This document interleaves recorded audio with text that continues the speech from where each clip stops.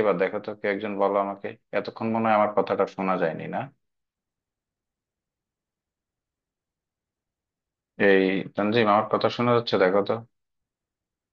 এখন শোনা যাচ্ছে। আচ্ছা, এতক্ষণ শোনা যায়নি, সরি।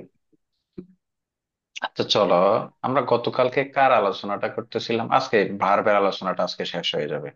একটু মনোযোগ দিও, এই আলোচনাগুলো খুবই দরকার। মানে এইগুলো কেন দরকার, মানে this is beyond our imagination how much importance a verb have in a sentence. So you will have to definitely put your deep attention while I am discussing about verb. মানে ভার্ব হলো কি, verb কে বলা হয় verb সেন্টেন্সের প্রাণ। এখন এই verb সম্পর্কে তোমার নলেজ থাকলে কি হবে জানো? একটা সেন্টেন্সের এলিমেন্ট থাকে হলো সাবজেক্ট প্লাস ভার্ব প্লাস কি এক্সটেনশন, এতটুকুতেই এটা একটা সেন্টেন্স শেষ হয়ে যায়। তার মানে ভার্ব হলো মিডলে থাকে, ভার্বের আগে যতটুকু অংশ থাকে ততটুকু অংশকে আমরা সাবজেক্ট হিসেবে জানি। আর ভার্বের এদিকে যতটুকু অংশ থাকে ততটুকু অংশ হলো এক্সটেনশন। এখন ভার্বের পরে কি বসবে না না বসবে, এটা কার দ্বারা নির্ধারিত হয় জানো?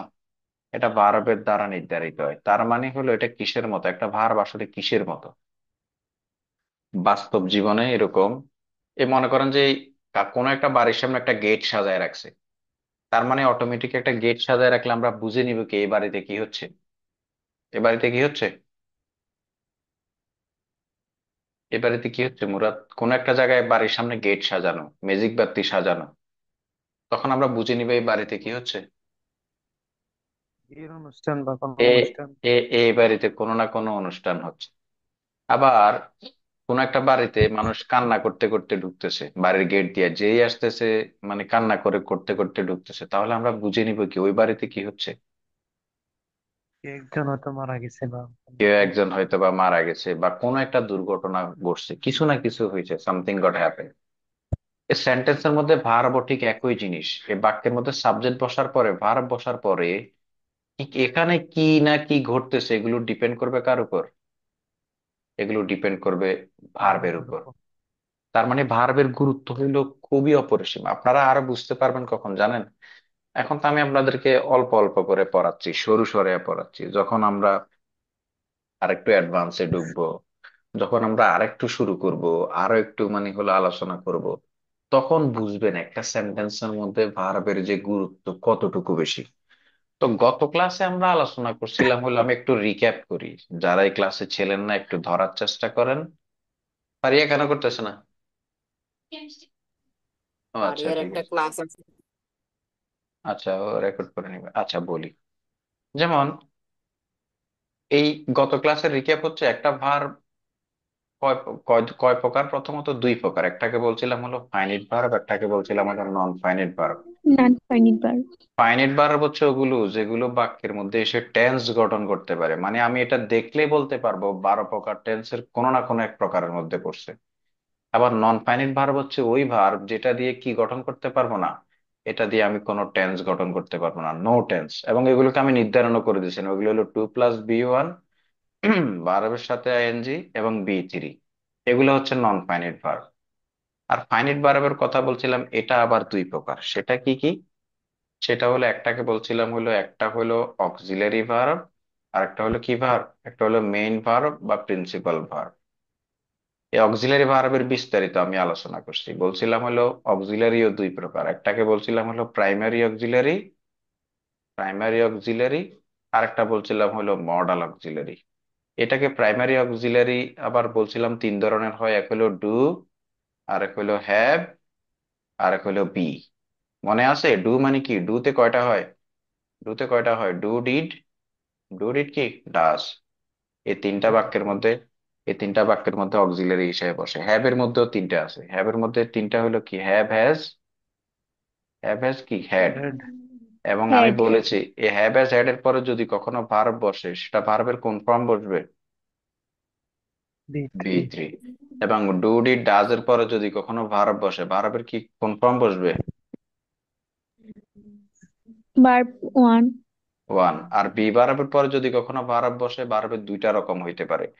এক তো প্যাসিভ ভয়েসে বি3 হইতে পারে, আর অ্যাক্টিভ ভয়েসে ভার্বের সাথে কি হবে? আইএনজি যুক্ত হবে।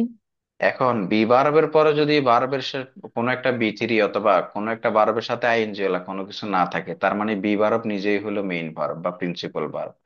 হ্যাভ ভার্বের পরে যদি কোনো বি থ্রি না থাকে, তার মানে হ্যাভ ভার্ব নিজেই কি verb, main verb.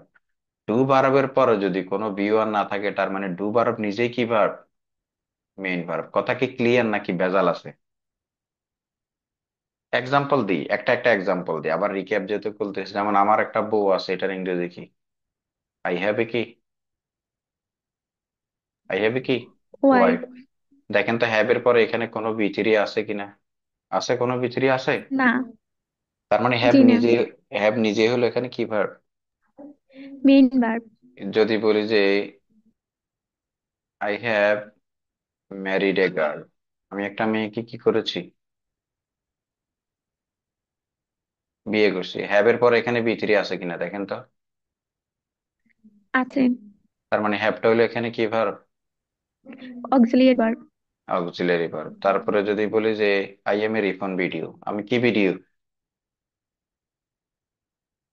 I am a কি ভিডিও, আই এম এ রিফন ভিডিও। দেখেন তো এম রিফন এর পর, ভিডিও। এম এর পরে কোনো বি ভার্বের সাথে আইএনজি অথবা বি থ্রি কোনো কিছু আছে কিনা? না। তার মানে এটাই, এটাই কি ভার্ব এখানে। হুম। এটা মেইন ভার্ব। কিন্তু যদি এরকম বলা হয় আই এম কল্ড, আমারে কি বলা হয়, I am called Ripon video, আমারে কি বলা হয়। তার মানে এখানে দেখেন তো এম এর পরে বি থ্রি আছে কিনা। আছে। তার মানে এমটা কি তাহলে, এমটা হচ্ছে অক্সিলিয়ারি ভার্ব। Auxiliary verb. যদি বলি যে আই ডু দা ওয়ার্ক, আমি কাজটা করি, এই ডু এর পরে কোনো ভার্ব আছে দেখেন তো, কোনো ভার্ব আছে, কোনো ভার্ব নাই। তার মানে এটাই হচ্ছে মেইন ভার্ব। কিন্তু আমি যদি এরকম বলি do I do the work, আমি কি কাজটা করি, তখন এই ডুটা এখানে কি ভার্ব,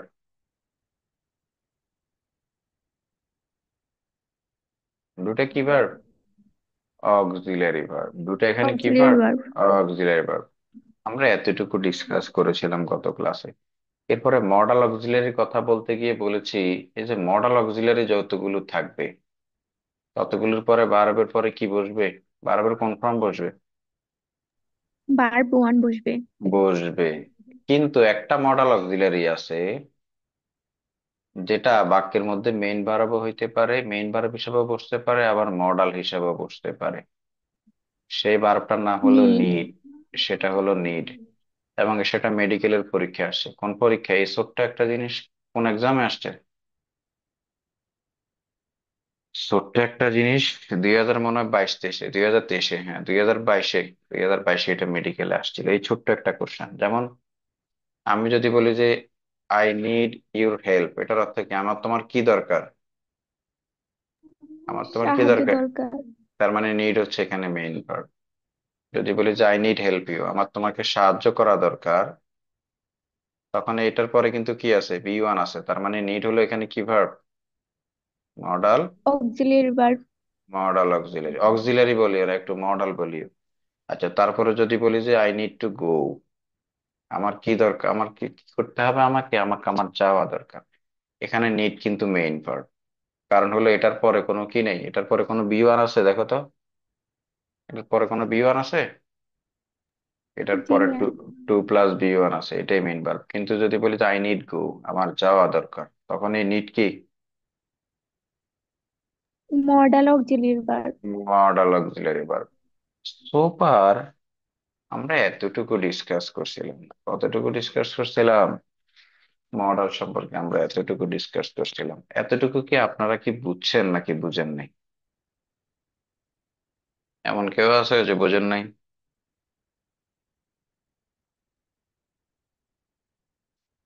ক্লাসে যারা আছেন একটু বলেন, আগের ক্লাসগুলো দেখলে বুঝে যাবেন, আমি আপলোড দিছি, বেশিক্ষণ হয় নাই। বান বান রে রে মশা আমি ইয়ে করতেছি, বান বান রে রে মশা বান বান রে, জমিদার বাড়ির মশা এলো গরিবের ঘরে। আচ্ছা ঠিক আছে, মশা কামড়ায় তো বেশি। চলেন আমরা, এগুলো তো আলোচনা করছি কোন ভার্ব, এগুলো আলোচনা করছি আমরা অক্সিলারি ভার্ব। এগুলির সাথে সবাই আপনারা পরিচিত, so far you are familiar with auxiliary verb. Auxiliary verb হলো হেল্পিং ভার্ব। কিভাবে জানেন এটা কিভাবে হেল্প করে? এই কোশ্চেনটা কেউ কোনোদিন আমারে করলো না। এই কোশ্চেনটা আমারে কোনোদিন কি করলো না, দেখেন তো। আচ্ছা, হিসাব চলেন আমরা এই আস্তে করে দেখি, দেখবেন আপনারাও বুঝে যাবেন এটা যে আসলে কিভাবে হেল্প করে। এই অক্সিলারি ভার্ব কি করে জানেন? অক্সিলারি ভার্ব এসে বাক্যের মধ্যে যে একটা ভার্ব থাকে না, এই ভার্বের একটা রূপকে চেঞ্জ করে দেয়। এখন অনেকেই কথাটা বুঝে না, আমরা একটু বোঝার চেষ্টা করি। আচ্ছা, আমি করি, এটার ইংরেজি কি? I do. আচ্ছা, এখন এখানে খেয়াল করিয়েন, আমাদের ধাতু কি? করো ধাতু না? আচ্ছা, তুমি করো, এটার ইংরেজি কি? তুমি করো, এই তো আমরা ধাতু পারেন তো বাংলায় না? এটা হলো মূল, কোন একটা ভার্বের মূল ধাতু তো এটাই নাকি? এটা তো বুঝেন যারা ইন্টারে পড়েন, এটাই তো ধাতু নাকি? তুমি করো। তখন আমরা এটাকে কি লিখি বলেন তো? শুধু কি লিখি? তুমি করোকে আমরা কি লিখি? ইউ ডু ইউ লিখি না? ডু। আচ্ছা, জি। এবার এবার আসো এবার। তাহলে আমার এখানে কি হইলো? সাবজেক্ট প্লাস কি হইলো? Subject plus verb. Subject plus কি? ভার্ব, এটাই তো নাকি? আচ্ছা, এবার একটু খেয়াল করেন, একটু মনোযোগ দিয়ে, আল্লাহ দোয়াই লাগে, এখানে মনোযোগ না দিলে কিন্তু মানে। এবার তুমি, এবার লিখতেছি তুমি করতেছো। তাহলে নতুন করে আমি কি অ্যাড করছি বলেন তো? পেসো। তেসো অ্যাড করছি, তখন কিন্তু আমাকে কিন্তু আর আগের মতো ইউ ডু লিখলে কি তুমি করতেছো বুঝাবে এটা দিয়ে? জি না। বুঝাবে না। এবার আমাকে কি করতে হবে? হেল্প নিতে হবে। কারণ এখানেও কি আছে? একটা সাবজেক্ট আছে আর একটা ভার্ব আছে। এখানেও কি আছে? জাস্ট এখানেও একটা সাবজেক্ট আছে আর একটা কি আছে? আর তো কিছু নেই, সাবজেক্ট আর ভার্ব ছাড়া তো কিছু নাই। এবার বলতেছে ভার্বের মধ্যে কিছু চেঞ্জেস আনতে হবে। চেঞ্জেসটা হলো কি, আমাকে হেল্প নিতে হবে।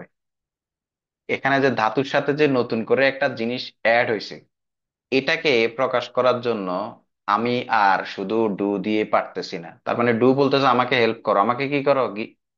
এ ডু এবার চিৎকার করা শুরু করছে, ভাই এ ডু দিয়ে তো আর করতেছো বুঝাচ্ছি না ভাই, অন্য এ ডু দিয়ে করতেছো বোঝানোর জন্য ভাই আপনারা আমারে কিছু না কিছু দিয়ে হেল্প করেন।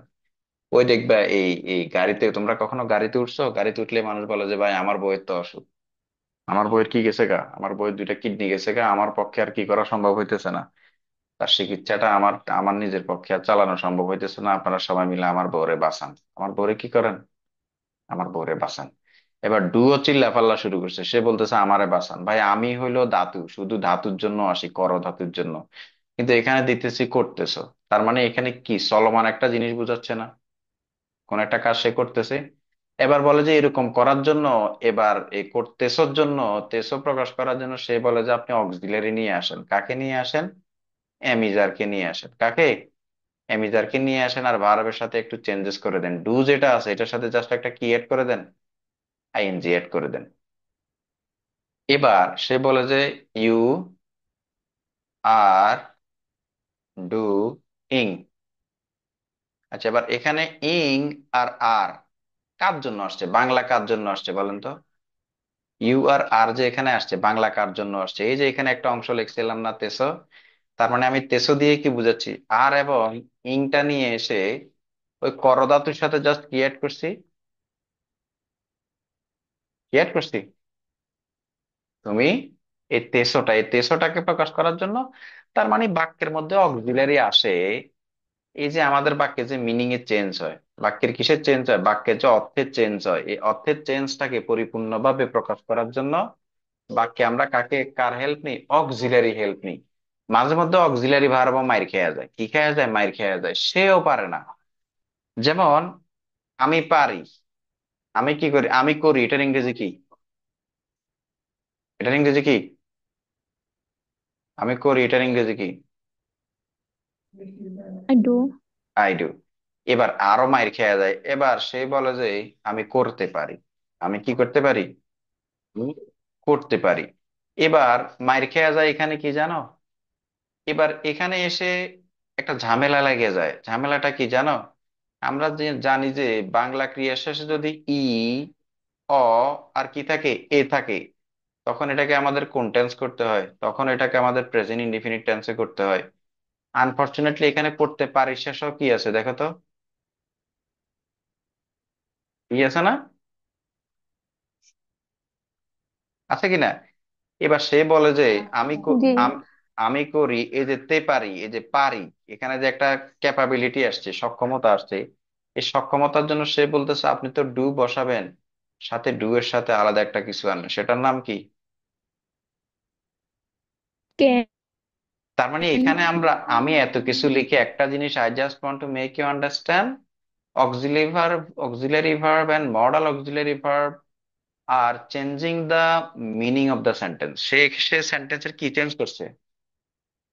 ভাব চেঞ্জ করতেছে, মিনিং চেঞ্জ করতেছে। আই ক্যান ডান্স কে যদি আপনি এখানে লেখেন I must do, I can do কে আই মাস্ট ডু লিখতে, তখন মাস্ট এসে কি করতেছে, সে বলছে আমি অবশ্যই কি, আমি অবশ্যই করি, আমি অবশ্যই করব। এবার এখানে যদি আপনি শুড বসান, তখন বলে যে আমি, আমার করা উচিত, আমার কি, আমার করা উচিত। তার মানে শুড, মাস্ট, ক্যান বা অক্সিলারি ভার্ব আমরা যেগুলোই নিয়ে আসি, সেগুলো এখানে যে একটা ধাতু থাকে, বাংলা ক্রিয়ার যে একটা ধাতু থাকে, ধাতুটার মধ্যে যে আগে পরে কত কিছু বসে, এই ধাতুর সাথে কত কিছু বসায় আমরা যে অর্থের ভাবের চেঞ্জ করি, এগুলো তো বাংলাতে আমরা করে ফেলি, কিন্তু ইংরেজিতে এই ভাবের চেঞ্জ করতে হইলে আমাদেরকে অক্সিলারি ভার্বের হেল্প এবং মডাল অক্সিলারি ভার্বের হেল্পটা কি কি করতে হয়, নিতে হয়। সোজা সাপটা একটা জিনিস জাস্ট বুঝেন, একবারে খাঁটি বাংলা ভাষায় বুঝেন। আপনি মনে করেন যে আপনার ক্লাসের কোনো একটা ছেলেকে আপনি পছন্দ করেন, ইউ ডু লাইক এ, মানে এই সবাইকে এমনি চলে গেছে নাকি সবাইকে বের করে দিছে মারোয়া? জানি না তো, বের করে দিত আমিও বের হয়ে যেতাম। আচ্ছা ঠিক আছে, খেয়াল করো। কিন্তু একটা ইন্টারেস্টিং ফ্যাক্ট তুমি খেয়াল করো, ইন্টারেস্টিং ফ্যাক্ট হলো কি জানো, কোথায় জানেছে? আচ্ছা, আপনি মনে করেন যে আপনার ক্লাসের কোনো একজনকে পছন্দ করেন। এখন আপনার ক্লাসের কোনো একজনকে পছন্দ করলে আপনি তাকে সরাসরি কি করতে পারতেছেন না, সরাসরি আপনি তাকে বলতে পারতেছেন না। তখন আপনি কার হেল্প নেন তখন বলেন তো? নিশ্চয়ই তৃতীয় কোনো কি, ব্যক্তির। তৃতীয় কোনো ব্যক্তির হেল্প নিয়ে আপনি আপনার মনের কথাটা প্রকাশ করেন। এটাই তো নাকি?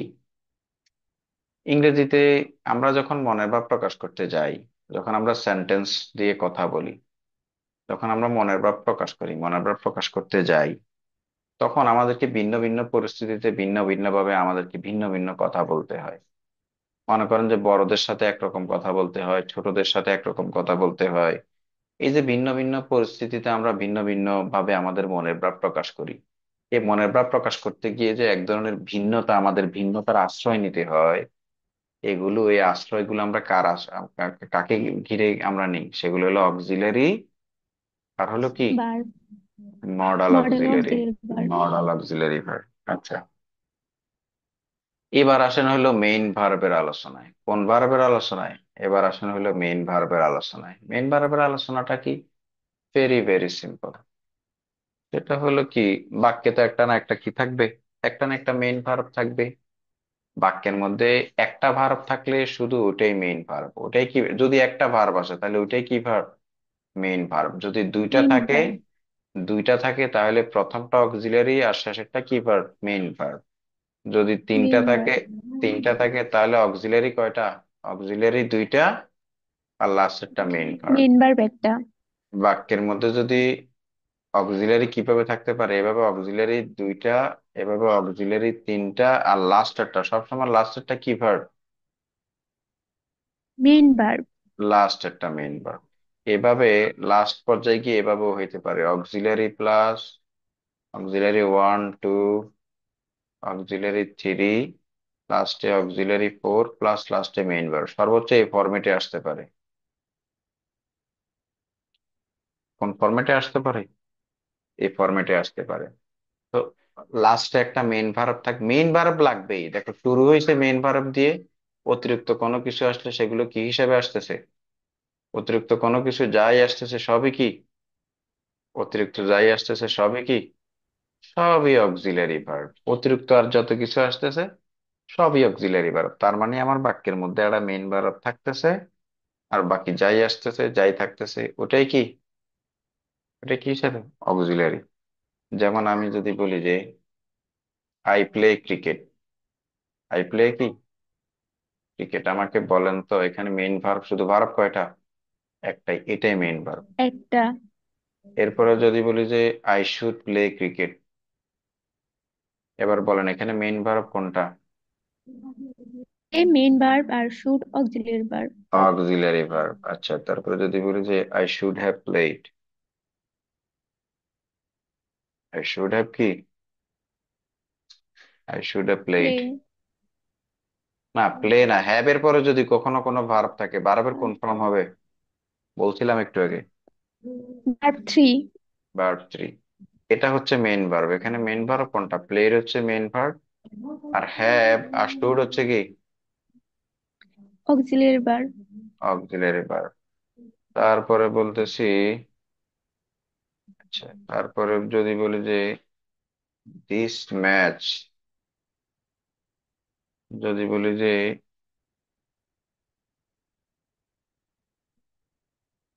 শুড হ্যাভ বিন প্লেড, তার মানে এখানে প্লেড হচ্ছে মেইন ভার্ব, আর মেইন ভার্বের আগে এখানে বিন, হ্যাভ, শুড, এগুলো সব কি ভার্ব? Auxiliary verb.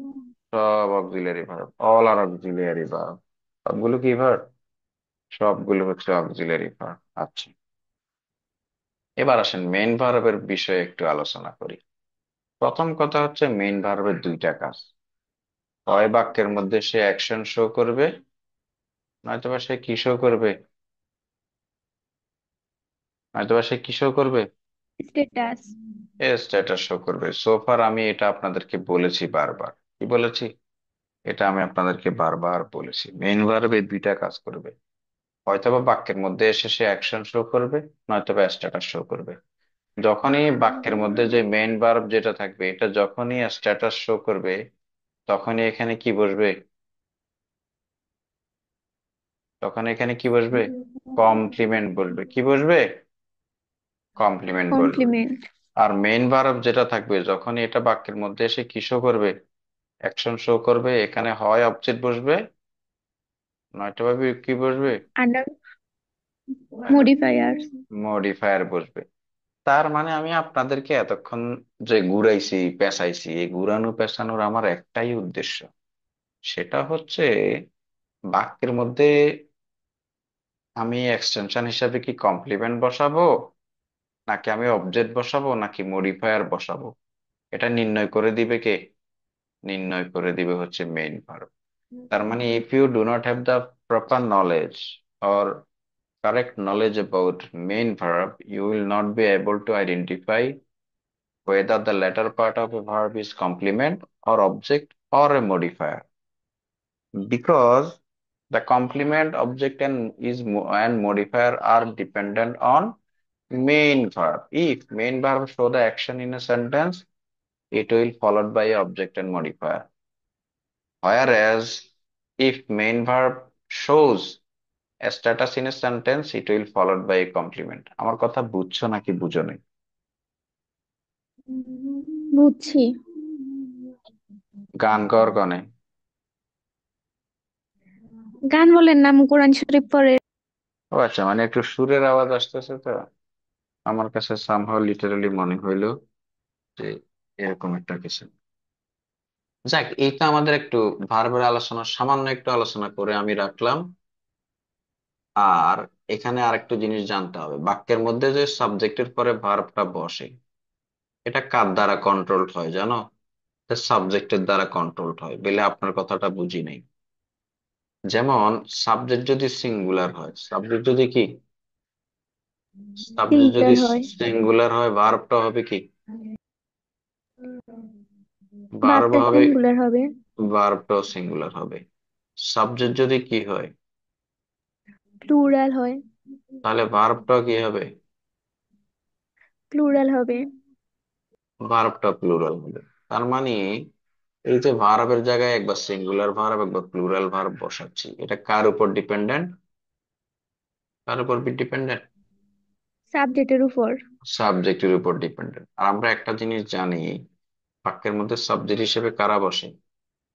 নাউন এবং নাউন এবং প্রোনাউন। নাউন এবং প্রোনাউন বসে, মানে সাবজেক্ট হিসেবে কখনোই নাউন প্রোনাউন ছাড়া অন্য কোনো কিছু বসতে পারে না। বানু, মোবাইলটা দাও তো, হোয়াটসঅ্যাপে ঢুকবো, এদিকে দাও। পোলাপাইন সবগুলা কোথায় গেছে? রেকর্ড করার ধান্দায় সবগুলা পালায় গেছে।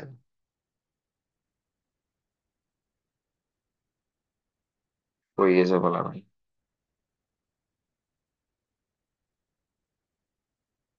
আমরা তো নতুন আলোচনায় ঢুকবো।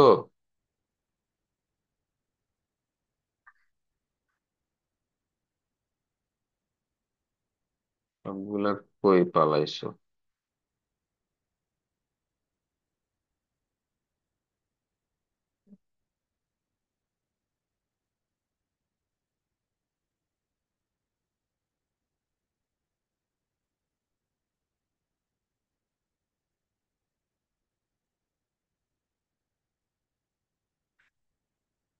সবগুলো তো পালাইলো, মারোয়া।